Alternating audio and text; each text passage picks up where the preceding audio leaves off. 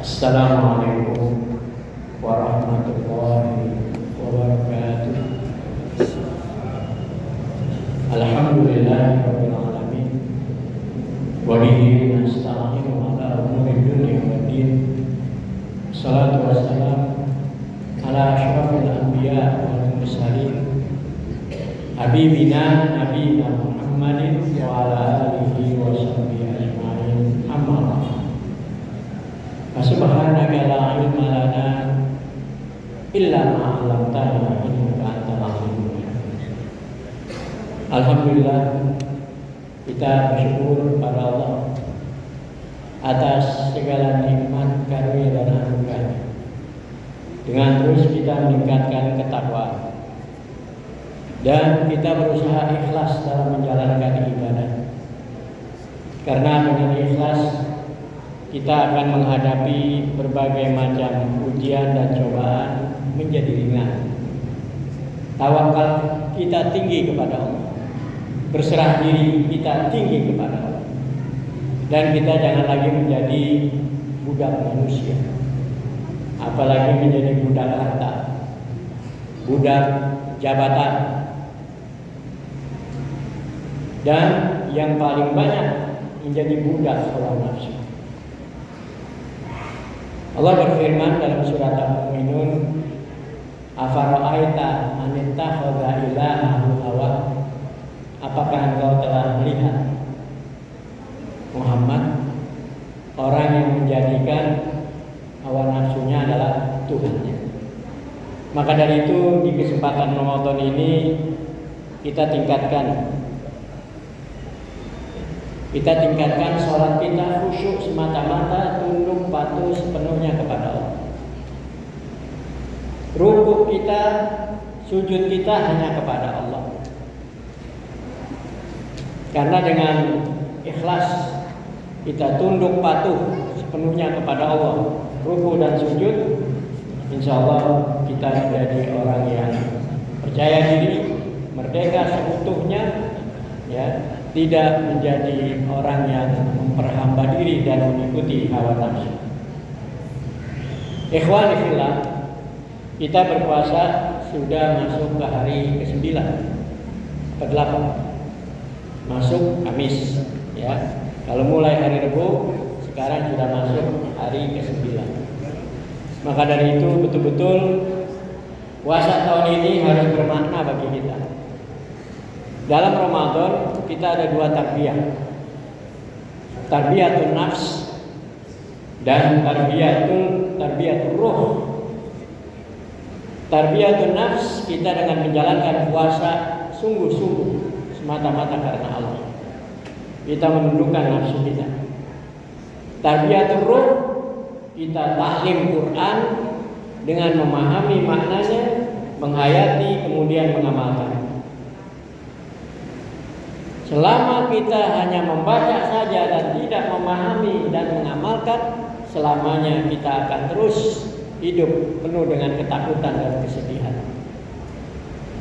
Kita sudah berpuluh kali melaksanakan puasa. Kita sudah ratusan, bahkan sampai ribuan kali melaksanakan sholat. Timbul pertanyaan bagi diri kita, kenapa masih ada rasa takut dan sedih? Karena pelaksanaan ibadah sholat puasa hanya rutinitas, tidak ada hikmah, tidak ada merubah. Coba perhatikan, dalam sholat wajib Allah memerintahkan kita untuk berdiri tunduk di hadapan Allah. Firman Allah dalam surat Al-Baqarah ayat 238, A'udzubillahi minasyaitonirrajim, hafizu 'alas sholawati wassalatil wusta wa qumu lillahi qanitin. Peliharalah sholat wajib dan sholat yang tengah, sholat asar. Banyakan jumhur ulama mengatakan sholat tengah ini asar, antara zuhur maghrib. Dan berdirilah. Tapi di terjemahan semua diartikan laksanakan. Kecuali tafsir Ahmad Hasan, pendiri Persis, dia mengartikan dan berdiri.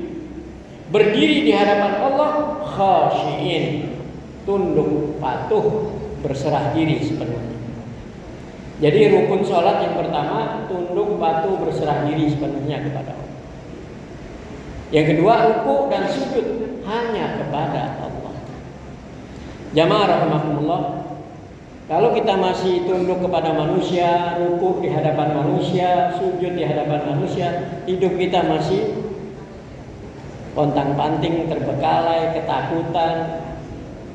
Tapi kalau sudah sempurna, ya, taat kita sepenuhnya kepada Allah, ruku kita di hadapan Allah, begitu juga dengan sujud kita, insya Allah akan terjadi kemerdekaan dalam hidup. Kita hanya jadi hamba Allah. Kita hanya mohon bantuan kepada Allah. Yang kita baca setiap rakaat dalam sholat, Iyyaka na'budu wa iyyaka nasta'in. Hanya kepadamu kami memperhamba diri, mengabdi, menjadi budak, dan hanya kepadamu kami minta pertolongan. Jadi kalau dari awal hidup kita ngemis, kita akan menjual akidah. Maka orang yang beriman dilarang sama Nabi untuk meminta atau menunggu dikasih. Tapi kata Rasul, apabila ada orang memberi kamu sesuatu, ambil. Bisa kamu gunakan untuk modal, bisa kamu gunakan untuk makan. Kalau kamu merasa cukup, berikan sedekah kepada orang lain. Ini orang yang beriman betul, tidak akan menjual akidah. Pengabdiannya penuhnya kepada Allah dan bergantung hanya kepada Allah. Maka dalam surat Al-Ikhlas, Qul huwallahu ahad, Allahus samad. Al-Fatihah mengatakan iyyaka na'budu wa iyyaka nasta'in. Hanya kepada Engkau yang Maha Esa kami memperhamba diri. Hanya kepada Engkau tempat bergantung kami mohon pertolongan. Wa iyyaka nasta'in. Ikhwani fillah, dalam perjalanan puasa di Indonesia, tarawih ada beberapa macam yang melaksanakan. Ada yang melaksanakan 4-4-3, itu karena hadis Aisyah. Rasulullah sholat malam 4-4-3. Jangan kamu tanya bagaimana bagus dan panjang. Jadi yang 4-4-3 ngikutin perbuatan Rasul. Ada yang 4 tapi 2 kali tahiyat. Ada lagi yang 2 4 kali, witirnya 3 langsung. Ada lagi yang 2 5 kali, kemudian 1 witir. Ini yang terjadi fenomena. Dan ini yang 2 mengikuti hadis perkataan Nabi. Sholatul lail makna. Sholat sunnah malam 2. Sampai witirnya yang 3 dijadiin 21 dengan ucapan tadi. Nah, ini fenomena yang ada. Apakah ini bukan saudara kita? Semua saudara kita. Jangan sampai kita fanatik buta. Masalah furu, perbedaan kecil, jangan menganggap kita paling benar. Kita ikuti aja bagaimana Rasulullah menghukum orang yang berijtihad. Qala Rasulullah SAW, idza jatahada imam fa asaba falahu ajran. Apabila seorang pemimpin atau seorang alim, seorang penguasa berijtihad sungguh-sungguh untuk memecahkan masalah, maka apabila benar bagi mereka 2 ganjaran. Wa idza akhta'a, apabila salah, falahu ajrun, bagi mereka, bagi dia 1 ganjaran. Berarti kalau udah ijtihad biar salah juga masih dapat. Jadi jangan kita menganggap orang yang berijtihad itu tidak ada ganjaran. Maka pernah terjadi di Irak, Al-Hanabilah, para pengikut mazhab Hambali, anak muda-muda di Irak, mengusir pengikut mazhab Syafi'i. Imam Hambali Syafi'i udah nggak ada, udah meninggal. Ini pemuda. Karena sholat membaca kunut, sholat subuh, diusir. Menganggap kelompok mereka benar, ini nggak benar. Padahal masing-masing ijtihad. Itu perbuatan anak-anak semua. Kita diadu domba oleh musuh Islam untuk berbentrok terus. Ini harus sadar. Kenapa kita nggak menghukum dengan sebagaimana Rasul bersabda? Dia berijtihad, kalau benar lahu ajrah, salah lahu ajrun. Apakah menganggap yang mengikuti mazhab Hambali dan Hanafi tanpa kunut benar, kemudian yang berkunut salah? Dan pun kalau salah masih dapat ajrun wahid. Nah, ini berarti ada adu domba dan dua. Terus saja taklim, belajar, diperbaiki, ya. Karena selama furu' itu periwayatnya banyak. Kalau hadis yang dengar banyak, terjadilah perpecahan. Maka ada usaha ijtihad. Kalau seandainya Imam Hambali ada, ketika pengikutnya mengusir pengikut Imam Syafi'i, dia akan murka dan marah. Karena semuanya berkaitan. Imam Hambali muridnya Imam Syafi'i, Imam Syafi'i muridnya Imam Malik. Imam Malik beda 10 tahun dengan Imam Abu Hanifah. Imam Abu Hanifah di Irak lahir tahun 80, Imam Malik di Madinah lahir tahun 90. Mereka tidak ada saling ribut, mereka saling menghargai. Kita ini yang baru belajar sedikit fanatik dengan pemahaman kita. Allah berfirman dalam surat Asy-Syura ayat 10. Mahtalaftum fi wa mahtalaftum fi syai'. Apabila kamu berselisih dalam satu, maka kembalilah kepada faruddu ilallah, pada Allah. Kalau masih ribut juga masalah hadis, kembali kepada Allah. Al-Qur'an. Innamal mu'minuna ikhwah. Sekarang kita bahas masalah sholat. Apa sih yang rukun sholat? Apakah jumlah rakaatnya? Atau ada sesuatu yang dilakukan ketika melaksanakan sholat? Yang pertama, yang paling rukun adalah karena kita berdiri tunduk patuh sepenuhnya kepada Allah. Yang kedua, ruku. Ruku hanya menghadap Allah. Yang ketiga, sujud. Sujud hanya kepada Allah. Kita nggak boleh ruku di depan orang tua,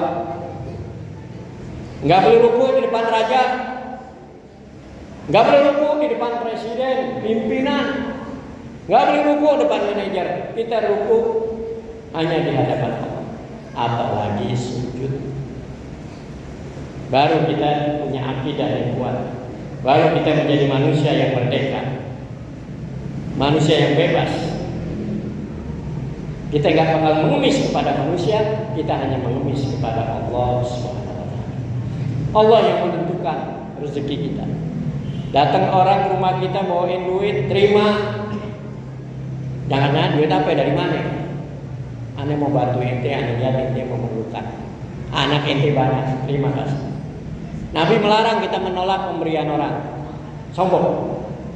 Tapi minta dan menunggu dikasih, jangan. Seorang beriman gak boleh. Nanti yang anak wudunya robek besar. Memperhamba diri sepenuhnya kepada Allah dan minta pertolongan hanya kepada Allah. Yang pertama kita minta pertolongan adalah ihdinas siratal mustaqim. Tunjukkan kami jalan yang lurus. Ada satu kisah. Imam Malik sedang mengajak muridnya Imam Syafi'i di Masjid Nabawi. Imam Malik yakin bahwa rezeki pasti ditentukan oleh Allah. Imam Hanafi bilang nggak mungkin kita dapat kalau kita nggak ada usaha. Imam Syafi'i waktu itu umurnya 15 tahun. Imam Malik sudah 70 tahun. Paling tua Imam Malik 72 meninggal. Berangkat Imam Syafi'i ingin membuktikan kepada gurunya Imam Malik. Akhirnya kerja di kebun anggur, dia memetik kebun anggur, dirapikan, dapat upah anggur dan dapat upah duit. Dia balik untuk membuktikan kepada gurunya Imam Malik. Wahai Syekh, guruku, nih aku ada usaha, aku dapat anggur, dapat duit. Kemudian anggurnya dibagi gurunya setengah. Kata Imam Malik, aneh duduk aja ngajar di sini yang dikasih anggur yang dibawain. Aneh juga dapat rezeki dari itu. Akhirnya ketawa berdua. Nah, itu imam sama imam, nggak ada saling mengklaim salah. Kamu ini nggak. Ketawa berdua. Iya dapat juga. Dibawain sama Imam Syafi'i dari kerjanya, dihadiahkan guru. Siapa yang tentukan? Allah Subhanahu wa Ta'ala. Jadi seperti itulah ya. Kita sekarang jangan sampai mudah jadi domba. Gelar-gelar yang ada Muslim Syi'i, Muslim Sufi, ya, ada Muslim Sunni, ada Muslim Salafi, ada Khawarij. Itu semua gelar yang dibuat oleh mereka yang benci dengan Islam sehingga kita saling berperang. Kita semua tidak lain adalah Muslim saja. Surat Al-Hajj ayat 77 firman Allah berbunyi bahwa rukuk sujud wajib hanya kepada Allah. Ya ayyuhalladzina amanu ruk'u wasjudu wa'budu rabbakum. Wahai orang yang telah beriman, rukuklah kalian dan sujudlah kalian dan mengabdilah, tunduk patuh sepenuhnya kalian hanya kepada Tuhanmu. Allah Subhanahu Rabbakum itu yang telah menciptakan kamu, yang memberi aturan kamu, yang menentukan umur kamu, dan yang memberi rezeki kepadamu. Itu Rabb Allah Subhanahu wa Ta'ala. Setelah itu baru Allah katakan waf'alul khair, dan berbuat baiklah kepada manusia. Bukan rukuk sujud, berbuat baik. Waf'alul khair la'allakum tuflihun, agar kalian beruntung. Setelah berbuat baik kepada manusia, wajahidu billah haqqa jihad. Ayat terakhir surat Al-Hajj. Dan sungguh-sungguhlah dalam membela Allah, mentauhidkan, memahami dengan benar saudara kita tentang Allah yang Maha Kuasa, yang Maha Esa, yang Maha Kuat, yang Maha Agung, yang Maha Pemberi rezeki. Kita jelaskan wajahidu fillah haqqa jihad. Jadi dulu pasukan tahun 50-an menghadapi Belanda, agresi Belanda dan PKI. Pasukan fillah, pasukan fisabilillah. Ada yang langsung bawa senjata perang, ada yang membersihkan akidah saudara. Namanya fillah. Dari kalimat wajahidu fillah haqqa jihad. Bersihkan akidah kita, kerabat kita semua. Harus tunduk, rukuk, patuh, sujud hanya kepada Allah SWT. Saya tutup dengan satu hadis. Anas bin Malik meriwayatkan, ja'a rajulun ila Rasulillah. Datang seorang laki-laki kepada Rasulullah. Faqala ya Rasulullah, idza kana ar-rajul, apabila ada seorang laki-laki, ya, arada an yuqabila akhahu aw sadiqah. Dia ingin yataki, bertemu dengan saudaranya atau sahabat, temannya. Ayan hani lahu, ditanya, apakah dia harus ruku menundukkan badannya kepada temannya dan saudaranya? Apakah dia harus ruku di hadapan saudaranya dan temannya? Qala, Nabi menjawab, la, tidak boleh. Kemudian dia bertanya lagi, ayatazimuhu wa yuqabbiluhu, apakah dia mematuhi sepenuhnya dan menciumnya saudaranya atau sahabat? Kalau Nabi, lah, tidak boleh patuh sepenuhnya kepada Rasul. Kalau bertanya lagi, apa ya'khudhu yada wa yusafihu, apakah dia mengambil tangannya dan mengajak selamat? Nah, ya. Nah, ini jelas menjelaskan ayat tadi bahwa kita taat sepenuhnya, ruku dan sujud hanya kepada Allah, kepada manusia kita berbuat baik. Di antaranya selaman itu berbuat. Jangan sampai kita punya akidah rusak. Jangan ikuti adat Cina. Kalau minta maaf suruh sujud di hadapan. Jangan ikuti adat Jepang. Kalau menghormati orang harus ruku di hadapan. Kalau kita orang beriman, ruku, sujud dan taat sepenuhnya hanya kepada Allah SWT.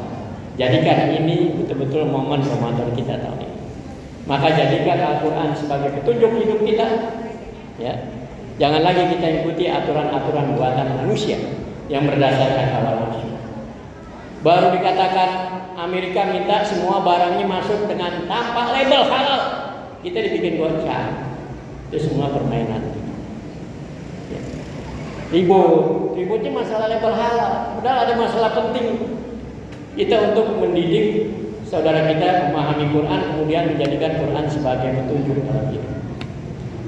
Allah berfirman dalam surat Al-Baqarah ketika Allah perintahkan Adam, Siti Hawa, nenek moyang kita, dan iblis untuk turun dari surga, maka ikuti petunjukku kalau kamu mau selamat dan tidak ada rasa takut dan rasa sedih. Qulna itu minha jami'an fa imma yannakum minni hudan faman tabi'a hudaya fala khaufun 'alaihim wala hum yahzanun. Jadi kalau yang udah puasa berkali-kali, sholat sudah 1000 kali, ya berapa ribu rakaat sudah sholat, masihkah ada rasa takut, ada sedih? Ternyata tidak mengikuti petunjuk Al-Quran. Al-Quran tidak dijadikan pedoman hidup. Syahrul Ramadan alladzi unzila fihi al-Quran hudan linnas wa bayyinatin minal huda wal furqan. Quran sebagai petunjuk bagi semua manusia. Tapi Quran tidak diragukan lagi adalah petunjuk bagi orang bertakwa. Alif lam mim dzalikal kitab la raiba fihi hudan lil muttaqin. Ya, kalau rajin sholat, rajin puasa, dibilang bertakwa, tapi masih sedih, masih takut, jadikan Al-Quran sebagai pedoman hidup, sebagai petunjuk dalam hidup kita.